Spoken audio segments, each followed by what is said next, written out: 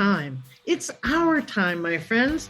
Time for millions of maturepreneurs, 55 plus, who are hashtag not done by a long shot, to revolutionize how we lead, do business, and innovate our world.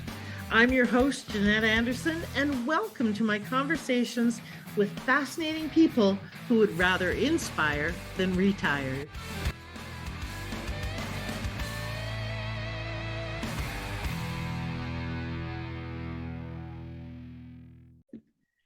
Hello, everybody, and welcome to this episode of the Maturepreneur Podcast. I am your bodacious hostess with the mostest, Jeanette Anderson, and today I have a really good friend, my previous trainer, and an awesome human being with me, Marilyn Vrooman-Robertson. Welcome, Marilyn. I'm very happy you're here. I'm just so pleased to be here. Thank you so much, Jeanette. It's real. Your Maturepreneur podcast is near and dear to my heart. Awesome. Even though it's brand new. Yay, I love that. Yes. So, as you know, folks, I will tell you the official news behind this person so that you get to know them a little bit and a little bit about who they are and why you should bother listening to them. And then we'll dive into who they really are and find out the juicy tidbits behind the scenes. So let me tell you about Marilyn and why I'm excited to bring her to you. Marilyn Vrooman-Robertson is a certified exercise therapist and personal trainer. She's passionate about helping people 55 and older move well so that they participate in activities that they enjoy. As an exercise therapist, her focus is returning the body to its prime anatomical position.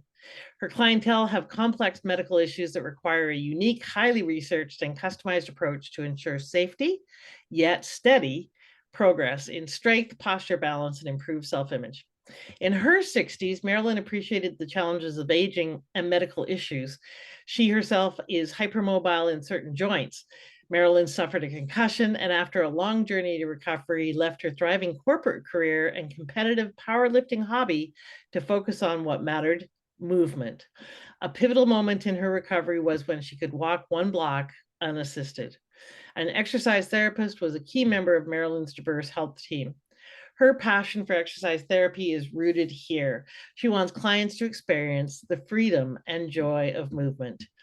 She is certified by the Exercise Therapy Association and the American Council of Exercise. She holds over a dozen certifications in aging, movement, and fitness. And I know that's true because she was my trainer, but also I was her coach, and I know that she's got more certifications coming out the yin yang than anybody I know. So congratulations on all of that, developing all of that in-depth expertise. So welcome, and tell me, first of all, Marilyn and I have known each other for quite a few years. Where did we first meet? I forget. Personal best? Yes. Okay. Yes. I attended one of your weekend seminars, Okay. and it was on goal setting, and I just fell in love with your approach. Okay, awesome. I love that. So we go way back a number of years through various different kinds of situations and relationships. And part of why I love, Marilyn, love your approach to exercise and physiology and so forth is A, its practicality, B, how passionate you are about it, and C, that it's so damn effective. That's a really good thing. Because, as you know, I don't like exercising very much. So, and I'm not alone in that. So first of all, let's find out a little bit more about you. What is something that people wouldn't guess by reading your bio or your website or, any of that kind of thing? Well, I actually thought about this question that you might ask this of me. And I was looking for something that was really random. And I accidentally walked to 9,000 feet on Mount Kilimanjaro. Accidentally? Accidentally. Yes. How did someone accidentally walk 9,000 feet up in the air? We were over there on a beautiful holiday, and we had originally thought that we wanted to climb Mount Kilimanjaro, but what we really wanted to do was go on the safari. Okay. But anyway, we actually hired someone, could you just kind of take us maybe around and give us some information, We'd like to know about the locals and your customs. Well, by the time we were done walking, we were at 9,000 feet. Oh my And goodness. I'd probably noticed. I could not have gotten to the top because I had altitude sickness at 9,000. So there we go. Yes. I was going to say, I probably would have noticed, having hiked the Incan Trail, that altitude sickness it can be really challenging. Really challenging. Okay, so that's so funny.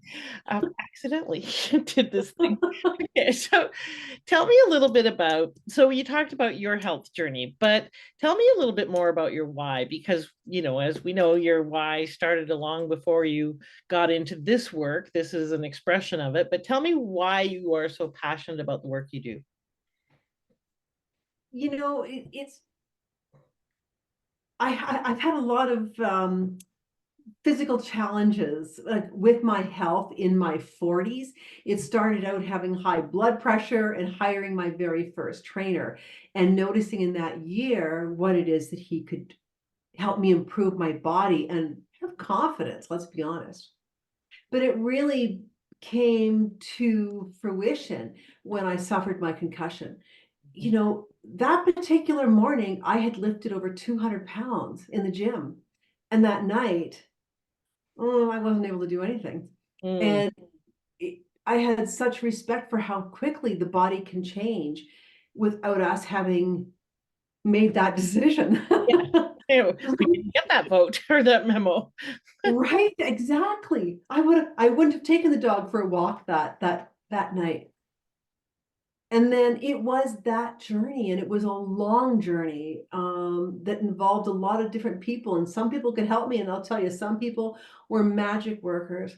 And and then it was just 4 months later that I had my second injury in a powerlifting competition that I should never ever have been in because my nervous system was not ready. Mm. But I'm a little pushy, and I convinced all the people in my life that I was ready. And well, I wasn't, and I got hurt. And so then I had two injuries back to back. And I became passionate because I couldn't even walk down my stairs. Mm. And it was months. Um, and then this amazing woman showed up in my life. Mhm. And um, she kind of re-taught me fitness. Mm. She would throw a ball to me, and could I catch it? Yay. I'm going to step back a foot and I'm going to throw the ball. And then it was, can you walk on the treadmill? Because I couldn't. Um, and it was there that I learned how important those baby steps are. Mm. And I just fell in love with exercise therapy because it changed everything about me. Mm. She gave me back my life. And that's why I am passionate about it, because I wouldn't be here without it. Mm. Yeah, that I hear the passion, and I know the story. It was a very painful and challenging process for Mhm. you, physically, emotionally, mentally, in every way. In every So way. we're going to bounce around a bit here. I want to come back Sure. to exercise therapy, but you've mentioned powerlifting a couple of times, and I know everybody who's listening is probably going, say what now? And so how did you get into powerlifting, and how old were you at the time, and what drew you to it? Well, if I went back to my very first trainer, he was determined. Actually, he spent about 9 months getting me to stand straight because I had an office job and I kind of walked like. Mm-hmm. But um, I felt passionate. I felt so strong and confident when I lifted heavy, and he just kept on pushing me once my confidence was there, and once my body was there. Um, and when I left him after the year, I was lifting about 130 pounds. And then I just continued that path because, well, once you can lift really heavy and you can lift more than maybe your husband or your sons, it's just kind of fun, right? Oh, don't worry, I got it. So how did you went into the world of powerlifting competitions, right? I did. And how old And were you at that point? I would have been 56. 56. So you Mhm. started how old were you when you started I lifting? was start. I started. Well, I wouldn't have called what I did before powerlifting. It Okay. was more just lifting heavy. Yeah. And there are particular rules and ways of being to be a competitive powerlifter. Okay. And so I only it was about, oh no, 16 months. Okay. And so So not very long, and then you started competing. And how was that experience? What was that like for you? And were there any other 56-year-old women in the competition? yes, there was another woman. She and I actually started powerlifting on the very same day. Oh, And we cool. are the same age. Oh, that's interesting. It Yeah. is. And today she holds, I believe it's around 11 world records. Wow. Yes. What's a world record? Like at what level is that at that age? She weighs about 135 pounds and she can lift over 200 pounds. Wow. So, Yes. yeah, almost double. Yeah. That's incredible. She's nothing but muscle Oh, and yeah. smiles. And so was there, but I assume it's a mostly dominated by younger people kind of sport. Is that true or not? It used to be, but that's not the case anymore. For those of you who are from Alberta, there's a gentleman called Joe, and Joe is 92. He 90. lives near Lethbridge, and Joe is still lifting over 400 pounds. Holy cow. I That's know. amazing. Okay. All right. So if you, and I just met someone at Podfest, who I think David Kelly, I think his name who's a professional comedian who talks about suicide, interesting fellow, and decided to become a power lifter or no, sorry, a bodybuilder, professional A bodybuilder bodybuilder. Okay. at 62 because he thought there'd be a lot less competition. And there wasn't a lot of competition in his things, but he Yeah. started winning awards and so forth. So it's never too late to start this. And he started not as a bodybuilder. Like he did not look Yes. like a bodybuilder. He was a scrawny Yes. little thing. Okay, so what was the advantage to you mentally of doing that? Like, how did that change you? Because whether it's the powerlifting or becoming a bodybuilder or just doing anything, walking on fire, or zip lining, Mhm. or just going upstairs without getting winded, those create a different way of thinking and feeling about ourselves. So, what was the significant change you noticed when you started really doing that and competing? There were two things. Number one was change is this big. Mm, It is little, so little tiny, tiny, she has little tiny fingers. tiny, tiny. And you must do that to keep yourself safe. Yeah. It takes repetitions and repetitions and repetitions, right? There were Saturday mornings when I would lift, 12,000 pounds. Oh, like just that would be my total weight lift for that morning. But I did the same lift over and over and over again, perfecting the movement. But what I learned was discipline. Mm, And we get discipline by doing those things over and over again because we know that that the benefit is at the end. The mm, joy is at the end when we will reap all those benefits. right. And that's the same whether you're recovering from injury, whether you have a disease that you have to look after this to look after your body, To look or after whether you the want brain too. Yeah. whether you're a maturepreneur and Hmm. how you're going to focus on your business. Right. Exactly.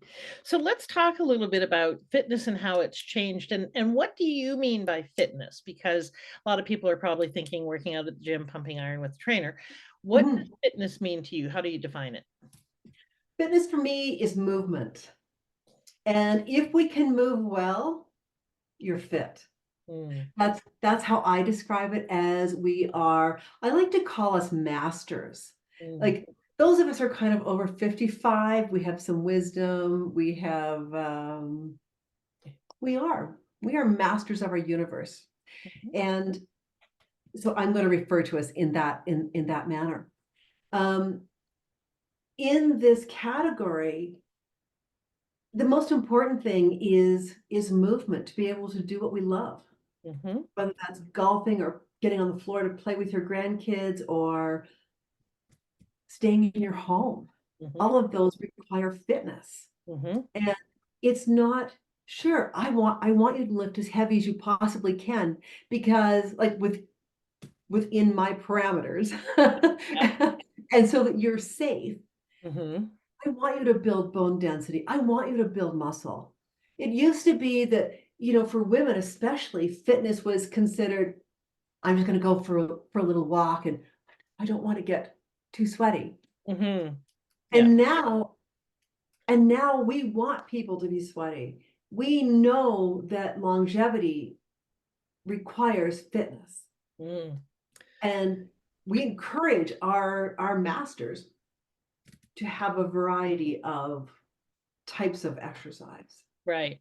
So fitness is more about our functionality for you rather than the aesthetics, how you look, how skinny, how, what Mhm. your BMI, your body mass index is. It's none of those things. It's more about what can we do with this one and only body we have. Yes. Yeah. You cannot go down to the store to buy a new one. Yes. If you have a lot of money, maybe you can get a new arm. Um, you definitely can't get a new spine. Mm-hmm. So you take care of this. We will all lose our looks. Mm-hmm. And it doesn't matter what we look like.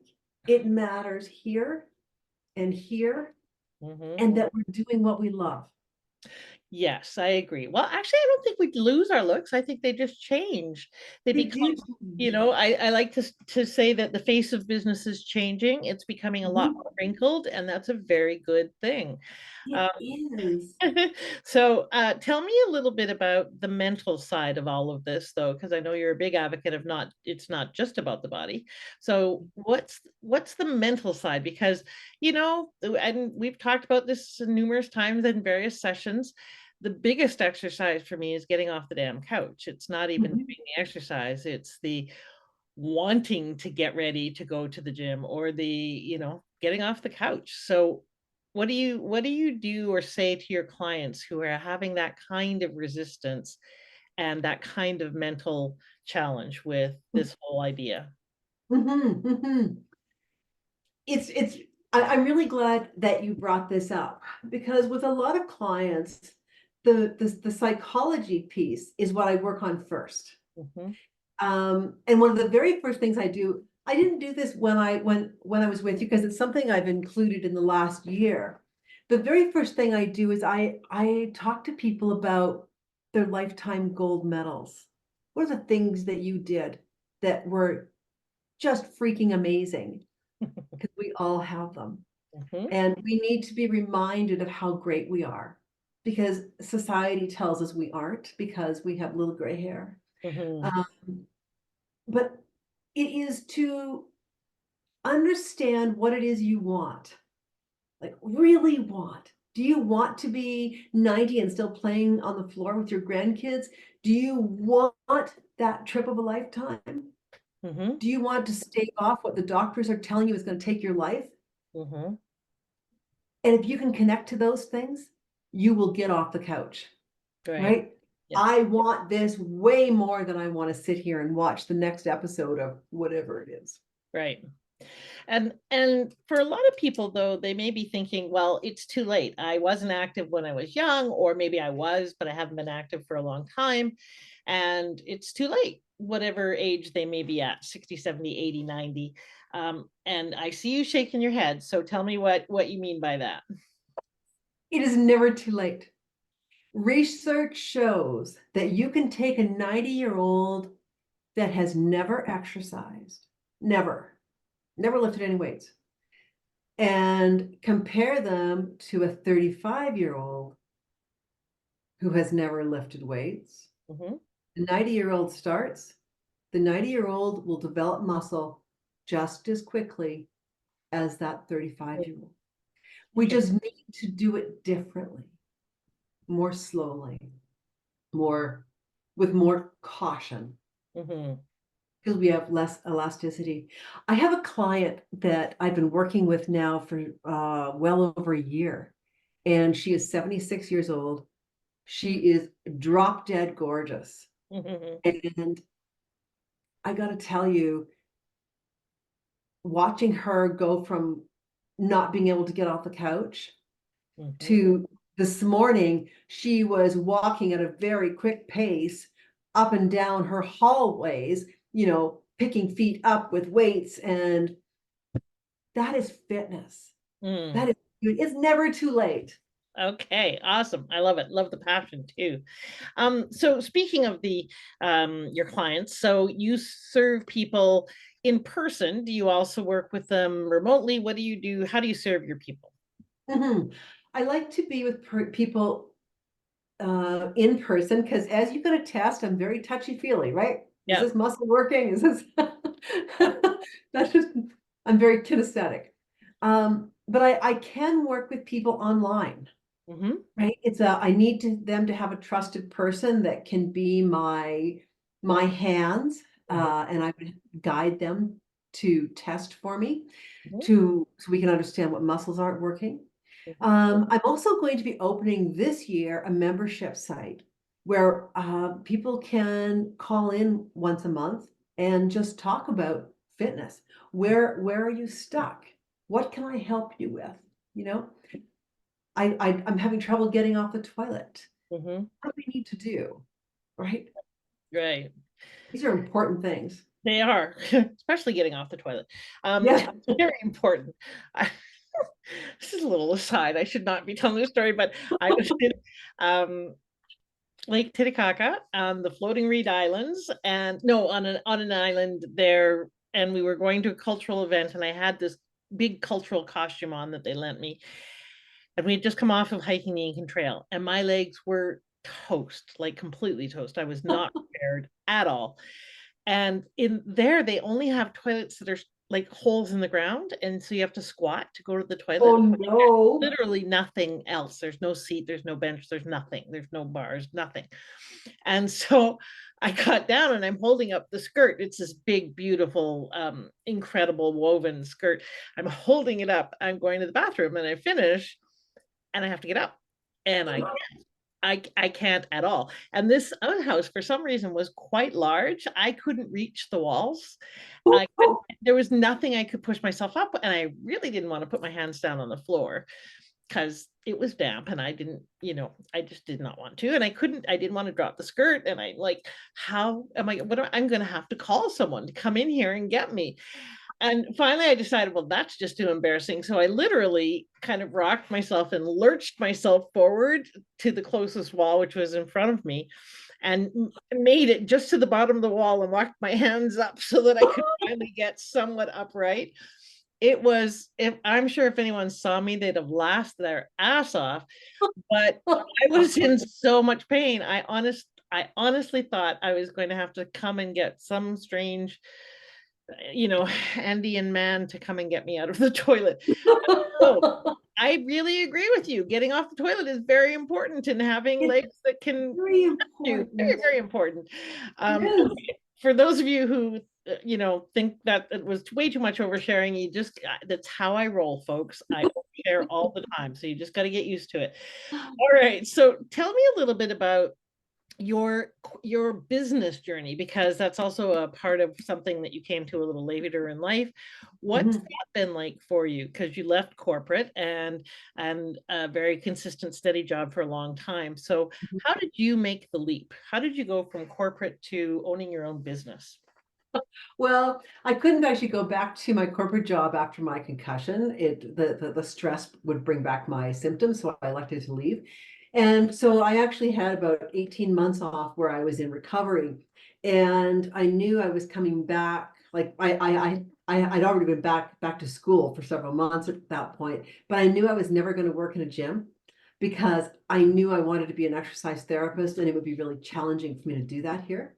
Mhm. So I made the unpopular decision to um, start out my career Mhm. being mobile. Mhm. And it's been challenging, Mhm. right? So why was it unpopular? Who was it unpopular with? So it was unpopular with those who give fitness coaching advice, Mm. in that I wouldn't yet have a following. I didn't have a network. I didn't really have anything except a smile and just determination that I was going to make this work. And And so what were some of the things that you did at the beginning that didn't work for you? And what were some of the things that helped you turn your business around? things that didn't work, Mhm. social media. Um, a lot of my clients are not, the people who want to hear from me are not on social media. That's not where they want to take their advice from. Yeah. And other ones would be um, just deciding that I was going to hold a class without having determined whether anybody wanted a class. Yep, on that particular topic or at that particular time or in that particular format. Yes. Okay. Right? Right? Not asking your prospects or your clients what they wanted. Okay. What other? Exactly. Exactly. Other things were connecting myself with people that I felt comfortable with, but weren't able to help serve my business. They Mm, were great. I had a great time, but it didn't help build my business. And so I just needed to get really courageous because I felt at the time that I lacked the experience and the knowledge to be able to go to the medical community to say, hey, this is what I do, this is who I am. I would love for you to share my information if mm. you have patients that need a little help, right? So what helped you? Because that's a very common thing for a lot of clients that, or a lot of people that are working on their business, and especially women, and especially Mhm, those who come from an arena where they need some level of education and certification mhm, or whatever. There mhm, can be this phenomenon of I need one more credential to be credible. mhm, It's mhm. credential credibility crisis, I call it. So Yes, what was that like for you, and did you overcome it yet, or how did you overcome it? I would say I'm about 80% there. Yay. I have no trouble talking to anybody about what I do because I have now seen the results. Mhm. I don't think I'm as good as the exercise therapist that helped me. I can't imagine I will ever in my lifetime be that good. But I have helped people get really great results Mhm. that would have otherwise been sitting in a chair for the rest of their life.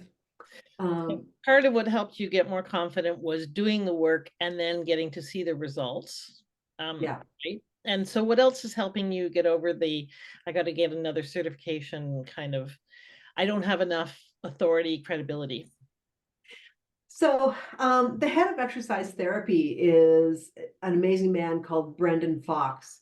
He's world renowned. And I was talking to Brendan one day, and this lady wanted me to hire to she wanted to hire me, and I was so scared. Like I was scared of hurting her, right? And Brendan said to me, Marilyn, if you don't do this, who will? Mm, Because you understand what it's like to be your age and to live this journey. That statement was life changing for me mm, because he also taught me that it's okay not to know everything. mhm. It's okay to say, I'm going to take that away and find an answer and I'm going to come back to you. Mhm. Yes, Right? you're very good at that and do a lot of research on that. And that's a brilliant thing is to know that we can be experts, but every expert does not have all the answers. It doesn't No. matter if you're a lawyer or a doctor, there's Mhm, always mhm. new information and old information you may have forgotten that you can go back and or look up. So Yeah. it sounds like part of it was people believing in you. Part of Mhm. it was you getting your value based on results. Part of it was Yes. you really understanding that if not you, then who is going to be a stand for that person with the unique combination of skills and abilities that you have. Because Yes. it's not just if not you, then who, because you might be a hack, right? So, and Mhm. it's Yeah. really taking a look at there's no one else who has that combination of skills and experience and perspective and heart, who Yes. will be there for that person. And Yes. really truly getting that you're one of the best people to be able to help them because of what you bring. Uh, Yes. so that's, I think, for anybody listening to this, you may not have the results yet. You may be Mhm. thinking of getting into the field, or you may be starting out. And until you get those results, then really just getting that who you are matters and Mhm. can make a difference to someone, and you bring a unique combination of skills and experience. Yes. How did you kind of get to the point? Now, I'm not talking about not doing ongoing professional development and being a lifelong learner. There's a difference between that and people who don't trust that they know enough. You know what I mean? Yes. How did you get past the not trusting that you knew enough? Friend of mine is a geriatric physician, Mhm, and they were over for dinner one night, mhm, and we were talking about this. Like, people she's looking after are older and frailer than my clientele.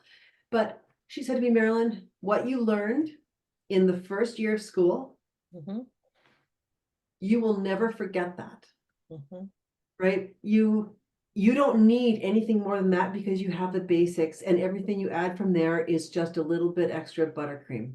mm. Um, right? And Little it's cream on the true, cake. right? Yeah, Exactly. awesome. And those, and it's interesting, I have actually, like, I have requirements to take certifications every year, and because I'm certified both in the US and Canada, um, I have to do 2 sets. Mhm, And what I find is that when I take these extra courses, yeah, they're really interesting, and yes, I'm adding a few things, but the knowledge base is not expanded to the same level that it was in that first year and a half. yeah, I think that's a really important thing. And one of the things that I would encourage people to think about is, do people really care about whatever modality that you have, or the tools you use, or the certifications you have?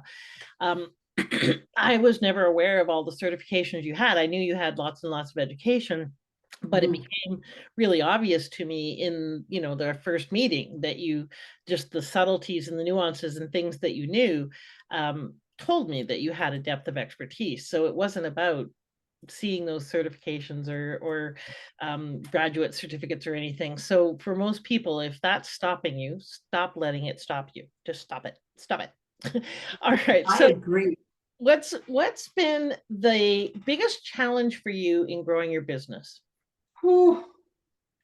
Um, I think it was determining that I was really valuable and putting an appropriate price on my services. Mm, Because I always had this, who would pay yes, who would that? pay that? Who would pay that? Right? And yet I did. Yeah. I did it for myself, right? But who Yeah. would pay me?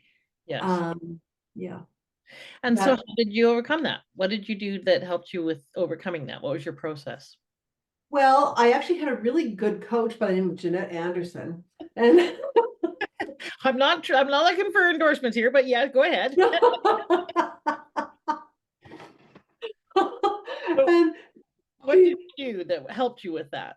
well, it was reminding me that nobody else does what I do, Mhm, right? Even though there's somebody who holds maybe all the same certifications I have, there's no one like me.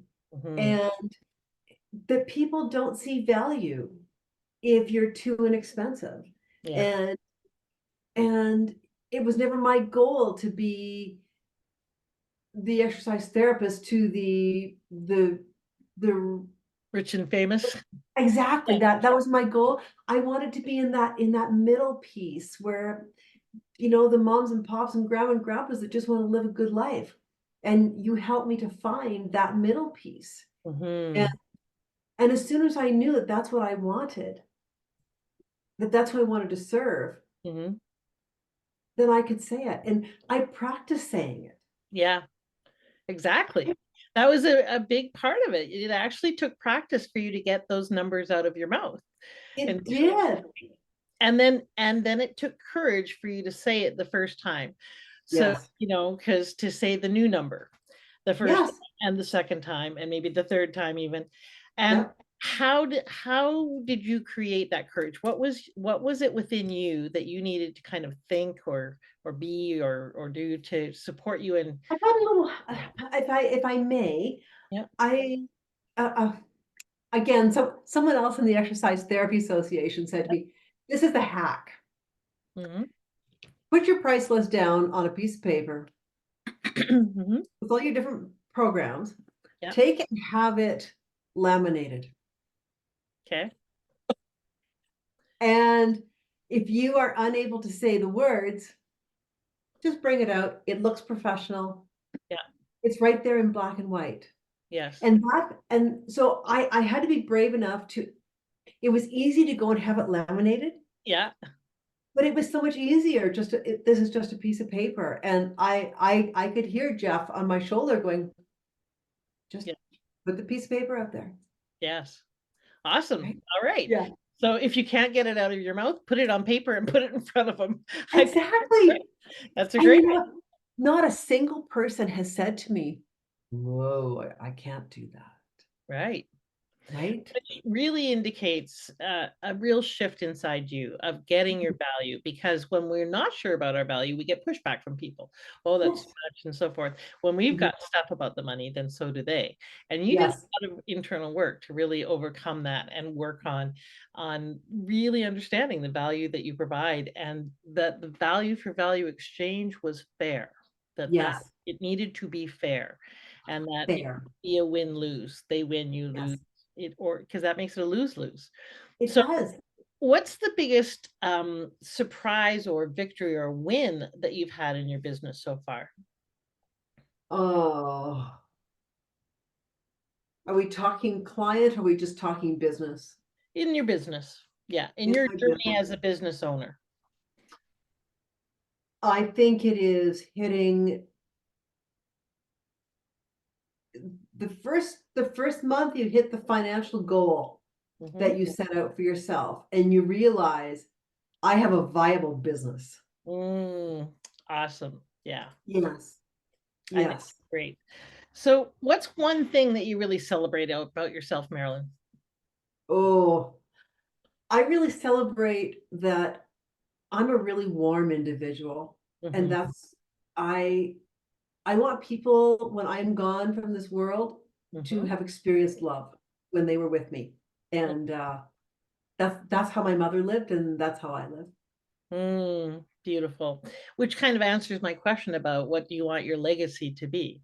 It's Yes. people who've been with you feel loved Yes, it is. and appreciated.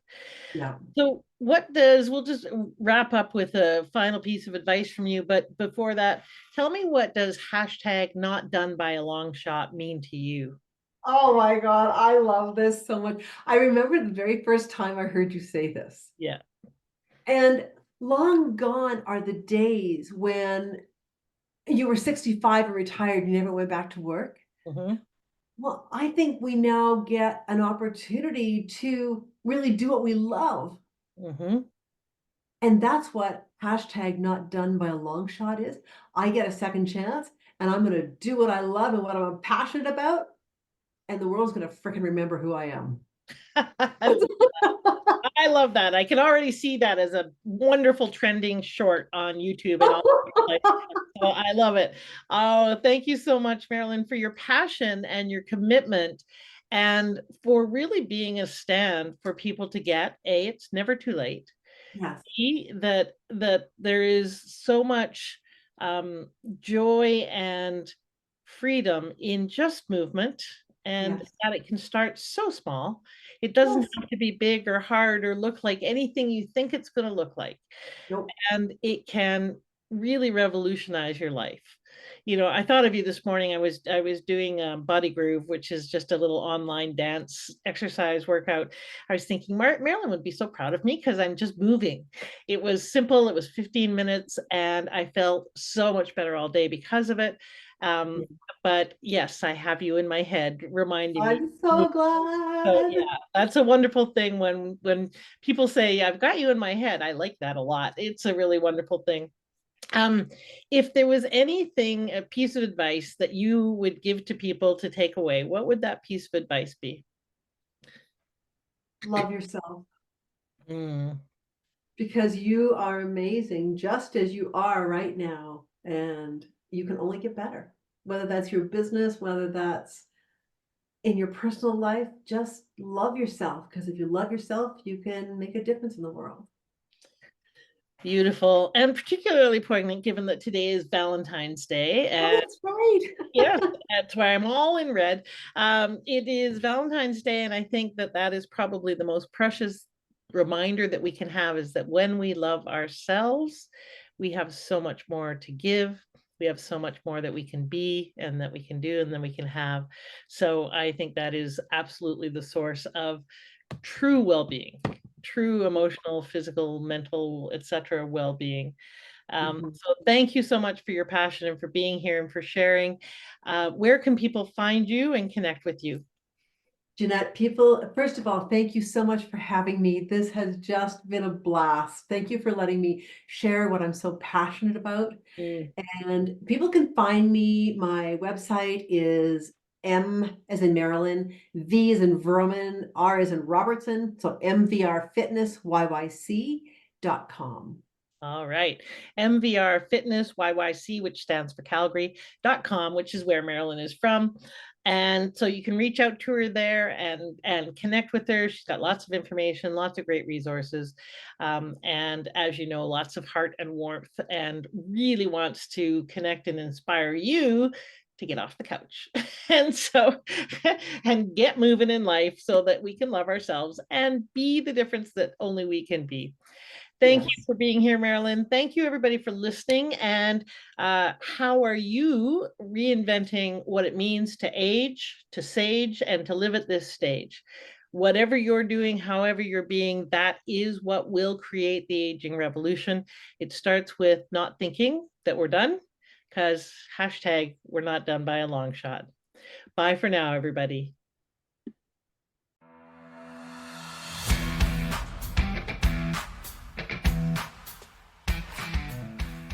Thank you for listening. I'd love it if you left a comment and subscribed.